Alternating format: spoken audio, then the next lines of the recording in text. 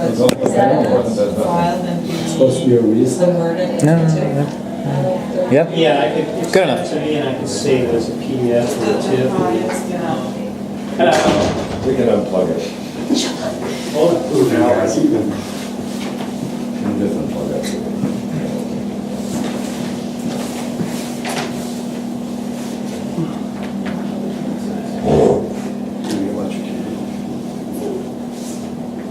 Are we ready? And it gives me great pleasure to introduce Six Thinking Hats. Good evening. We are the Six Thinking Hats. I'm Matt. Desmond. I'm Erin. Shilpa. I'm Trinivia. And Norbert. So we call ourselves Six Thinking Hats because we've been brought together to solve a problem, and we all come from a variety of different backgrounds. So this problem is a big problem, but we believe that in order to solve the problem that we have to look at the following characteristics. The first one being value. What we found was that 25% of healthcare customers believe that they're getting their money's worth. Trust. Most customers of healthcare, well, it's a popular belief that most that people don't trust their healthcare company. That it's just a big business, and they're only out to make money. Clarity. What we did was we went to Cigna's website and looked for a general doctor in the San Francisco area, and we received 500 results. And there was no way to filter it besides by zip code. And to make matters worse, doctors, there was no other way to filter them, but besides that, Cigna on their end did not rate the doctors as well. So where there could be help, there was none. Control. We believe, well, Cigna believes that in the future, the healthcare customer will be a retail shopper, and that there should be an abundance of options for them. And then communication. Most of the time, the healthcare customers hear from the healthcare company is to pay a bill, or that they've been denied for, I don't know, for example, additional physical therapy visits. And so we believe that these 5 characteristics are important when looking forward to solving this problem. That brings us to the point of why are we here. Cigna is a big business, and in the past has only done business with other big businesses. These are primarily administrative services, so Cigna doesn't usually have to take care of individual people, they just take care of their clients. Post ACA, there are going to be around 30 million individuals and single families who will need to purchase health insurance. And what? By By 2021. Which means that Cigna needs to switch gears from primarily working with big businesses and their clients to working on an individual basis. We chose to focus on 3 players in the, I can't remember the term of it, the healthcare industry. We focused on administrators because they are the center point of communication between the other actors, primarily being doctors, insurance companies, and patients. We also focused on physical therapists because they rely on trust-based relationships with their patients and could stand as a model for maybe what other doctors could base their relationships on. We also spoke with medical students because they are the future of the health industry, and I can't remember what else. Crap. Oh, they have a fresh perspective on the future of healthcare. So we interviewed, these are all administrators, by the way. We interviewed Agatha, who is an office manager, and what we learned from our interview with her is that because there are no trust-based relationships, customer service by insurance companies has become really bad and has resulted in the customer's questions not being answered. Another interview we did of an administrator is Joyce Weber. She is a pre-certification rep. And one of the common themes we had in this interview was how confusing buying insurance was. She has been in pre-certification for many, many years, and she herself had to contact a broker in order to purchase a health insurance plan for her and her husband. We also interviewed Kathleen, who's a malpractice claims representative. And this brought a unique perspective to us. What we learned is that the doctor is sometimes caught between two forces in the business. One, coming from the malpractice industry, where they could get sued if they make a mistake, if they don't order enough testing. And then from the other end, they're being asked by healthcare companies or incentivized to reduce or efficiently reduce testing reduce testing basically and do their job in a more efficient way.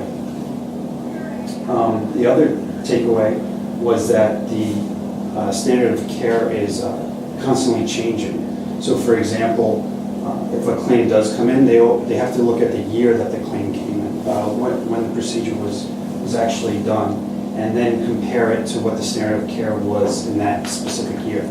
So that is a unique problem that may have to be dealt with. Dr. Tina S. is a physical therapist who operates her own private practice. One of the largest issues she identified was that when you have an injury that's being treated through physical therapy, the insurance company may say it'll take about 12 weeks, but the physician actually involved in the care would realize that this person might have some problem that is making they would need an extra 2 weeks. File a claim, it's denied. Eventually, with proper documentation, it will be approved, but up to a month will have passed in this time. The patient is further injured, and in the end, they need even longer periods of treatment, resulting in more expenditure. If insurers just trusted the medical opinion of the doctors who were actually involved in the process, then everybody involved would save money and the patients would be healthier faster. We also interviewed Lisa, who's a physical therapist. She works at a hospital now, but she also worked in the private practice industry too. And what we learned from her was that the major takeaway was she's never won an appeal with the healthcare company. And once again, we can look at the trust issue between the healthcare companies and doctors' opinions and physical therapists' opinions as well. And another takeaway from Lisa was that she deals with many different people, many different injuries, and they all have to be dealt with in a different manner. So to hear that that certain healthcare companies will always deny the unique patient, that's something that we believe we should take a look at as well. We also interviewed Dr. Helen Hoffman, who is a physical therapist at a private practice. While our conversation, we stressed upon two very important facts. One, she talked about pre-authorization, where she said that it includes a lot of paperwork and is less productive and leads to more patient aggravation. Somehow she was not quite happy with how insurance companies deal with the pre-authorizations, and she had a lot of interesting stuff to say about the different insurance companies. The second thing she talked about was that she's a strong proponent of preventative healthcare, and how education aligned towards preventative healthcare is going to make patients more happier and healthier. And I believe she more stressed upon the education part and said that not patients are like they are not informed because they don't want to be informed, but because they are ignorant, and insurance companies are not putting their cards right by not educating them properly about how preventative healthcare could change their lives. Oh, I forgot about that. Liz was a medical student that we interviewed, and the most important thing that she said to us was that she would prefer to take a pay cut rather than have tons of patients because, what was that term again? Reimbursement. Oh, because reimbursement rates are so low Yes. that doctors need to see more and more patients, and that's causing the quality of their care to not be as good.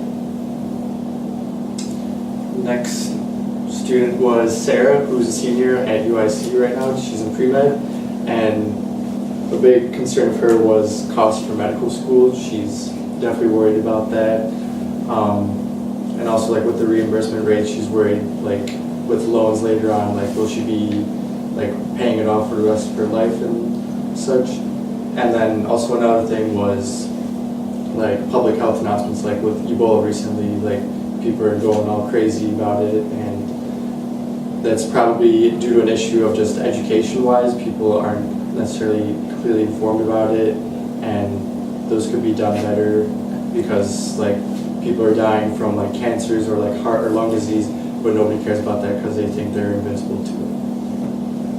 Another student that we interviewed was Jessica Munoz. She's a nursing student at the University of Loyola. A common theme that she brought up through our interview was education. She understands the fact that due to the passing of the Affordable Care Act, that we are going to be exposed to a huge population of uneducated people, individuals and families who have never had health insurance ever in their lives. And she thinks that education is going to be vital in order to provide the best health care. So, out of all of our interviews, a number of terms came up regularly. Most important across the board was communication. This, in some cases, is communicating between offices, doctor to doctor, communication between insurer and customer, between insurer and doctor. Just across the board, the most important value was communication. Many of those we spoke to found the healthcare claims system rather inefficient, and arduous overuse of their time.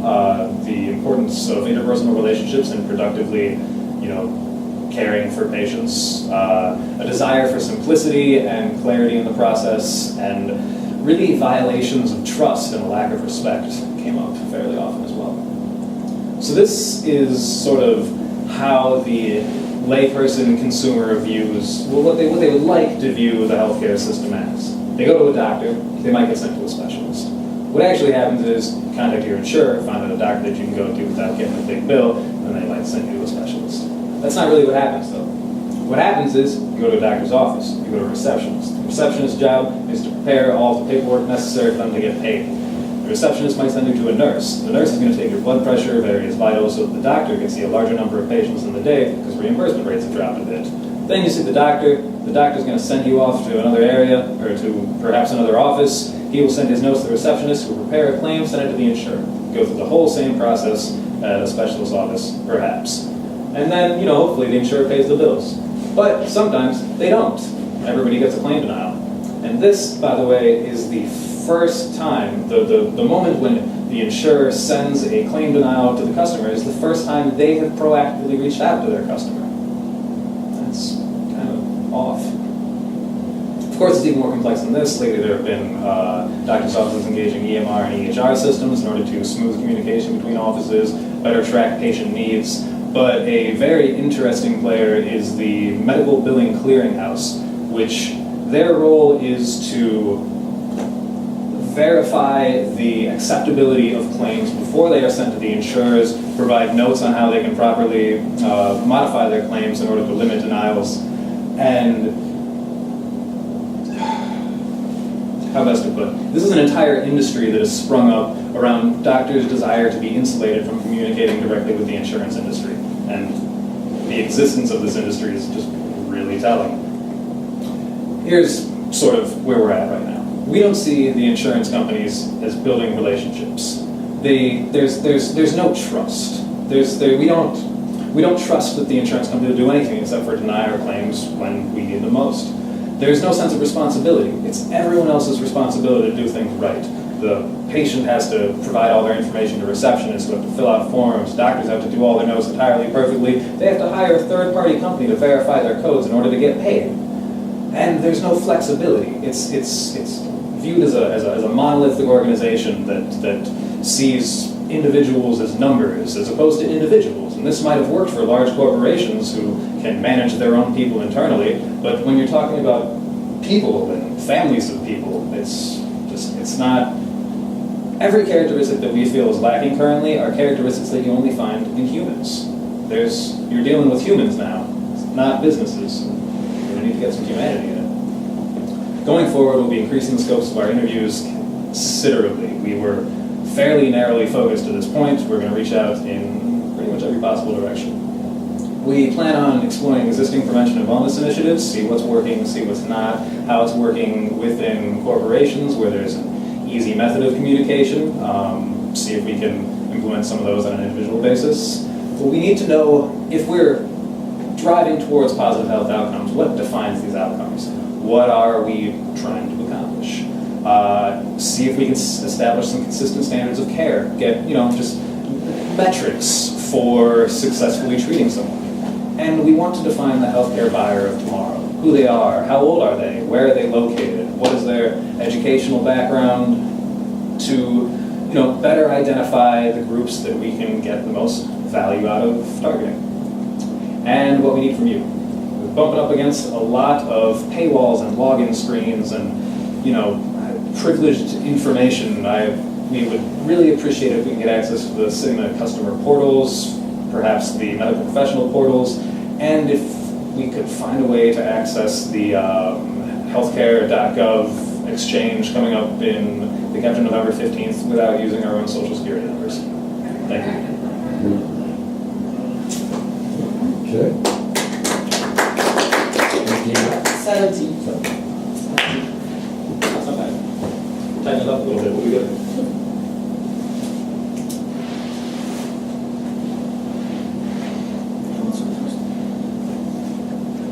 I'll start with easy stuff. First of all, thank you for having a complete presentation, and you've actually seemed to have practiced. So, Right before they came in here. yeah, that's good. Too many ums. You started out fine, but then you started to say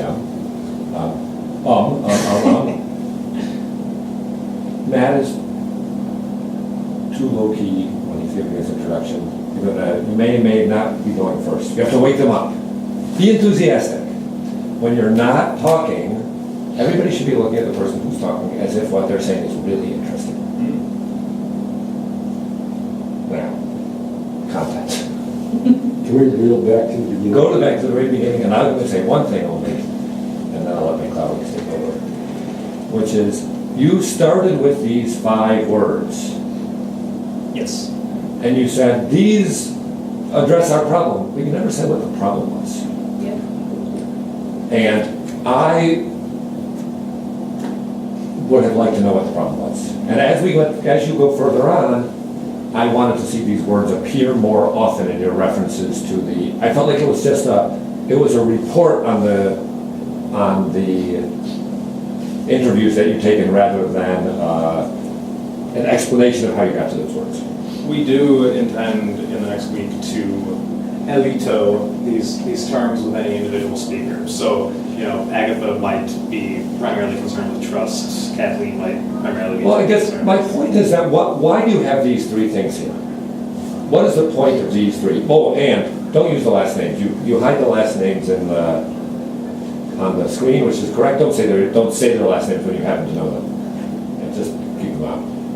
So, taking Kathleen as an example, you have this thing that Kathleen said. So right now, I love the picture, I love the quote, that's so good. I want you to tell me why that's there. So this should be, if it appears there, it should support your argument about those 5 words, if that's the argument you're making, or another argument that you're making. I said I'd be quiet, now I will. I do think that we need to just more explicitly explain how these are supporting our Yeah. central. Yeah, I just want to know why they're there. Yeah. Oh, I'm sorry, I have one other comment.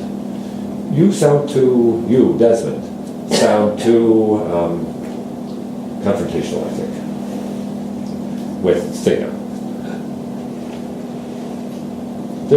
You don't have to assume that they're, you don't have to assume at the end that they're giving you a hard time. They're your partners here, and I got the sense that you were suspicious of them and their motives by the way that you were talking. I'm not quite sure why, but that's how I felt about it. A little sarcastic. Yeah, it's a little sarcastic, perhaps, yeah. So, Okay, yeah. work on that. All right, Yeah, but you're so talking to James here. He said, wears earrings, things like that. Go ahead. I just have a few things. I see Yelena has a whole page in there, so I'll just. All right, so I have the same issue. It's like when you start your presentation with 5 key things, we all expect that those are going to get built up to at some point. So if those things are important, we already said, they need to find their way back into the content later on. Or maybe they're not that important. Or maybe they should come at the end or something. But, I think just in general, your presentation, you kind of need to chapter it up a little bit and tee up the different sections. Like at the beginning, give a problem statement, maybe this comes in. And then when you bridge to research, talk a little bit about how you did your research. I don't know if they know that we're doing convenient sampling, but you only talk to a few different kinds of people. You never really said that. Later you say, we got to do a lot more research, a lot broader, and that's all good. But I think at the beginning you should say, we just talked to a small set of people, and we found some interesting things, and this is why we talked to a small set of people. We were, on this particular page, attempting to communicate that we were speaking to very specific groups, because it kind of happened on accident that we spoke to 3 physical therapists, so we tried to phrase it as a deliberate choice. Yeah, we'll work a little more on that, because it seems like, I could assume that you just wanted to speak to only those people for some reason, but I have no idea why.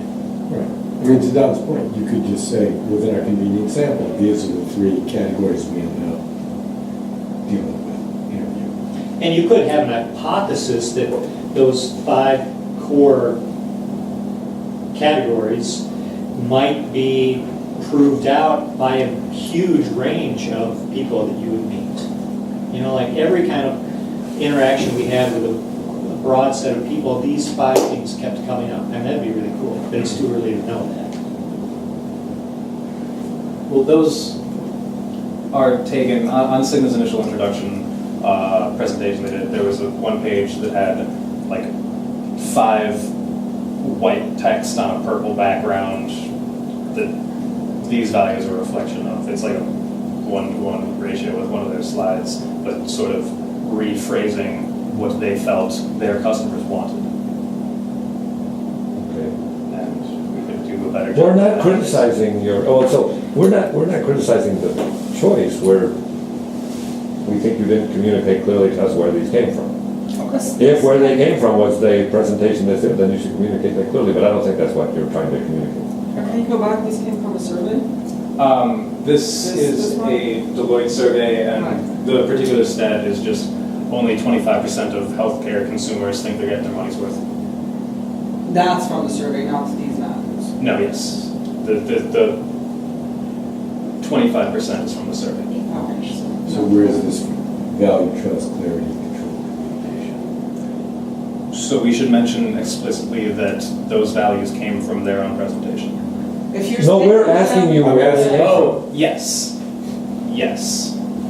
Came From the Cigna's initial presentation. Okay, Yeah, from so- Cigna's initial presentation and from their problem statement, we derived with our own thoughts, these 5 terms that we wanted to focus on, which was value, trust, clarity, control, and communication. So that's a Those come- subset of some broader set in that? We're trying to express so that we understand what they want. And did this come, did your choice of these 5 become before or after you did your interviews? This is before. Okay, so, okay. And they informed how you approached the interviews and the questions that you asked. Is that what you're saying? That's what we're saying. Is that true? Does that reflect reality? What is truth, really? Okay, well, let's not quibble about that. I'm echoing as well that the presentation, I think you're getting a lot of comments, Mr. Beck. You're getting a lot of comments from us because we have something to react to. So we're all very grateful for that, because when we don't have something to react to, then we don't have any comments. So you should feel very good about this. But yes, I'm echoing my colleagues in that I felt there was a little bit of disjointedness to the presentation because it didn't build towards something, and it also felt a little bit repetitive that you started out with these values, didn't clearly identify where they came from, what role they played in how you then moved forward and how you conducted your interviews, your secondary research, etc., etc. So you need to set this up. I also agree with my colleagues that you have to have that problem statement. And what would be really cool is that through everything that you've done, that then you identify at the end, well, look how our problem statement has shifted. And then this map, this word map that you have, this word cloud, right? And what you're saying, what is going, what do we do next, right? That you have that clear transition. Remember, this was the problem statement that we started with. Here were the filters that we decided upon, and your filters are reflected in the people that you talk to. And then you're saying, okay, so here's how it has changed. Our understanding of the problem space has changed, and hence it informs how we're moving forward. And that way you can loop back to the beginning of your presentation and show clearly how you've progressed. And I think this is just another way of saying the same thing Don has said, everybody else has said it, just build the story. I also felt that we need to put a little bit, several slides in quite bare bones, and I want a little bit more to them. I definitely want titles on the slides, because I feel titles will allow you to identify which chapter of the story are we in now. Sure. Right? I don't know. I'm looking at that blank thing up at the top, and I'm totally lost, because I don't know where we're going. You might even consider, mapping out the chapters at the beginning and highlighting the one that we're in. It's up to you how you want to do that, but just give us visual and verbal cues so that we know, we can orient, the audience can orient themselves to, okay, where are we in this thing? Where are we going, right? Otherwise I'm kind of a little bit uncertain, and then I get worried. Very quick. Right before the presentation started, I got a text that my basement was flooding, and I just got another text that I would like to read without being extremely rude. Can you run back to it again? I'm sorry. I might have to leave right now. Okay, Yeah, okay. you need to go. Yeah, go, then Okay, go. go, I'm sure go your forward, colleagues go. can cover for you. Nope, they turned it off. My tenant went into the basement and turned the thing, so everything's okay, except that I own a house and that's stupid. I gotta do this. I assume you're not going to put this actual picture in this. I think they've seen it before, and I think they get it. So the people who are showing up from Cigna, who we know will be totally cool with this. Yes. There will be another 12 to 15 we don't know who they are. Oh, can I blank out the business end? I mean, Let me ask it in a different Yeah. way. What do you hope to achieve by showing this? I mean, this is literally the first thing I searched Cigna claims, and this came up right on top of Google. This is like not just the media as in news reports, this is media as in the public consciousness. Yeah. Like they have self-identified that people don't trust them, and it's like beyond just like insurance companies, it's a joke. And this targets them. Cigna is the specific target of I this. see. And here's my concern, because you're showing this very early on. Mm-hmm. And what you're running the risk that you're running actually is that you're just going to have people tune out. Okay. And then you're putting the audience on defensive. Mm. And I'm not sure that serves your presentation what you want to achieve. I understand this. I find it hilarious. Some of the audience members will find it hilarious too, but others might not. And it's always better to play it, play it safe in the sense not to offend directly, because they might interpret it in a way that you are not intending it to. I didn't realize there would be people we hadn't met yet. Yeah, actually quite a few. Yeah, they said they'll have a rather large crowd. So once you figure this whole thing out, the front part, can you go to the quotes? A couple of little things about the quotes. All right. I felt that when you were talking about the quotes, at each one person interview, that it was disconnected from the quote that you had pulled out. Absolutely. I tried to get a correspondence to the Right, quotes. so that I wasn't even sure which one you were talking about, if I wasn't paying enough attention, I agree. That's good too. And I don't know whether you can have like little words that come up. I mean, I understand that you want representative quotes in terms of this was a really important statement, but it did not correspond to the point that you were making, which again confused me because I'm trying to follow you. I'm looking for that red thread in the story that you constantly need to hold my hand and show me the correspondence, right? Just assume the audience, they constantly need to be told and shown. And You've been paying a lot more deal with attention this. to this than they have. Yes.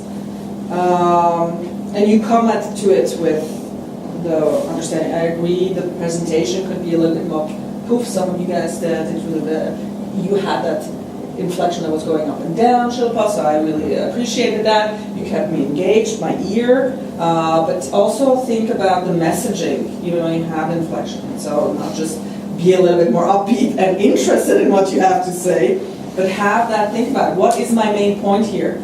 What you're saying is like, blah, everything, but I need to know what is this main point here. And that's why it was so difficult that these were disconnected. Can you get pictures of all of them too? Yes, I wanted to Yes, say it's in that. If you process. don't have a picture of everybody, at least do that shadowy thing, right? That there's something and not just a black, white. Yeah. Yeah, like Smiley this. face, whatever. Something, right? There is a Jessica M. Educate to educate. That second educate is missing an A. You guys are supposed to tell me. So you guys said that you feel that this problem is framed by Cigna moving from dealing with companies to dealing with individuals. Yeah. Do you think that that's how they see it? I mean, they explicitly say to that, but they're...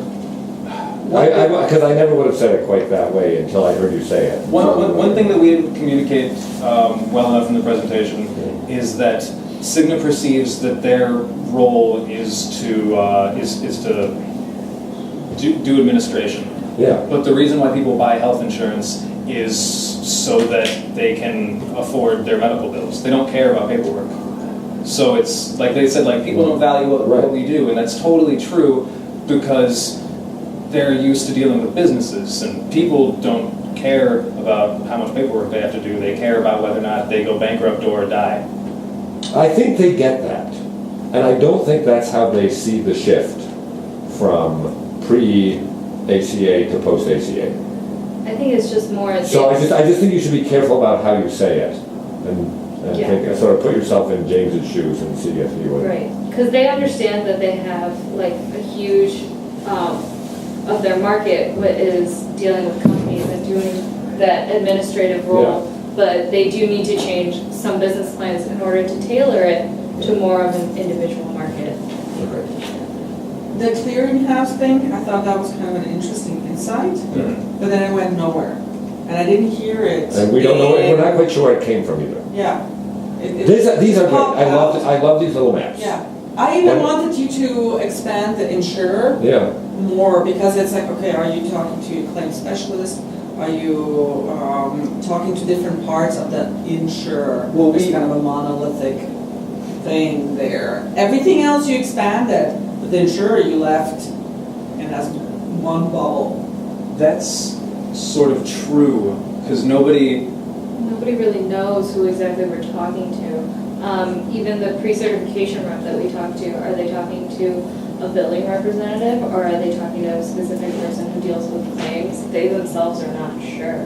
Well, I guess we have to do a better job of researching that, and breaking that. Either, or state that, like, Just state say that. Saying yeah. that, You know, we really wanted to expand this insurer level too, and we ran into a problem of opacity. Yeah. we don't know who's talking. Yeah, I or would- something to that extent, because I just thought, okay, yeah, and then it I came would out, like, your assumptions were still there about, oh, this insurance is just there. I would condense the part about showing all the people you talk to and expand this part. Yeah, I wanted to hear this story. that's right, me too. Yeah. I got really excited when this started coming up. Ditto. But I also wanted it to be more connected to your interviews. Yeah. It kind of felt dropped in. Again, your different parts are kind of separate. And so this didn't come out of your, Is there a connection? But there, you just pointed it out, there is a tie, like the one, the pre-certification admin, her confusion about who is she talking to We're pursuing within the this. insurer. Yeah. You can derive part of this directly from a result of that primary research you did with that interview. and Right. that should be pointed out though, Right, clearly. connect that up. Yeah, you want to show us those Is connections. that what you were gonna say? That's what I was gonna say. Yeah. Like, could you take one or two of those interviewees and run them through and tell the story from what Right. you learned talking? I mean, I would put this earlier and then talk about these people and use them to fill it up and say things about it. we. Rather than a set of, here are a bunch of interviews and here's a map. I was like, Right. here's Yeah, a, yeah, So you have using to interviews. integrate I want more of a it story. more. To build a, yeah. using Is that- interviewees to build a map. Yeah, because the And map then is fill in the- what fill we're in the trying gaps. to do here, right? Understand what those relationships are like. These are just tools to get to that map. And you have this very nice this little nice story that you walk through the map. Oh, but it's actually not like this, it's more like this. And oh, it's actually not more like this, it's more like that. If those steps were mediated by, we learned this while we were doing these interviews, or we found things in interviews that represent this, that would be a much more compelling, I think, way to tell the story. We need to kick them out.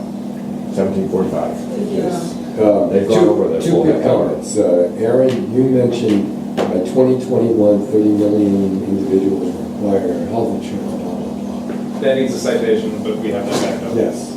And how come, I mean, that's a big number, but yet it's not part of the slide. It's just a talking point I agree, I have the same thing. that could have some visual tied to it.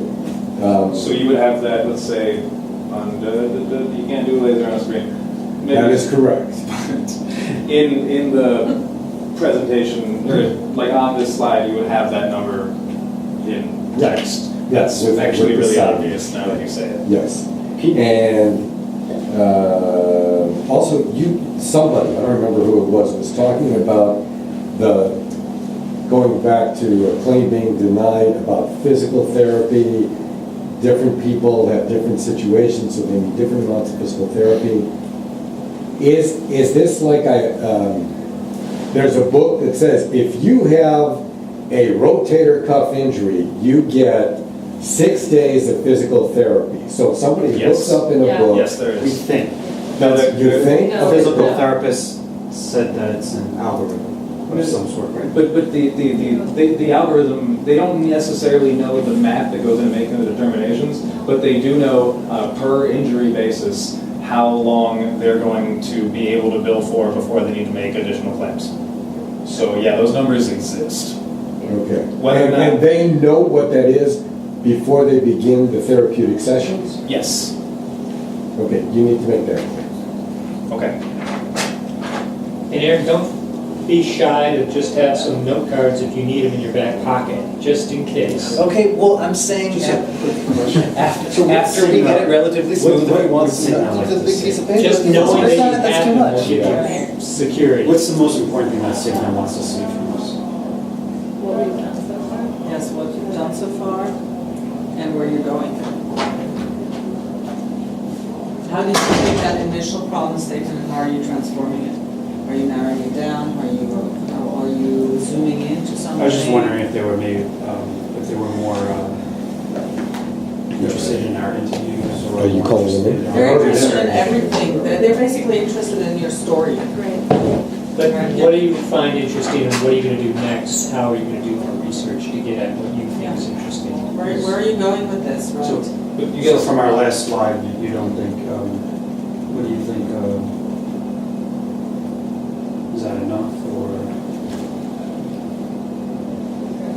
I think we could tailor this a bit more to. That's broader than I would like to Yeah. see, given that you've done all this research. I think that those are very broad questions. I think you probably have more specific ideas about what Right. you want to do. Yeah, I understand. The scope of the interviews I agree with, but everything else is too broad. But it will help you if you have that problem statement and redefine problem statement. I think that there will be. I'm not sure I did that either. That goes to conclusion-y. I don't know if we're at conclusion yet. Yeah, this could be questions that you want to explore. We really do. Yes, all right, goodbye. Goodbye, goodbye. Good start. Okay. Yes, Yeah. very good start. You have stuff to work with. No, yeah, that- Stevens, so I'll put the- Who's next? It wasn't recording. I'm just kidding. It was Oh recording. my God.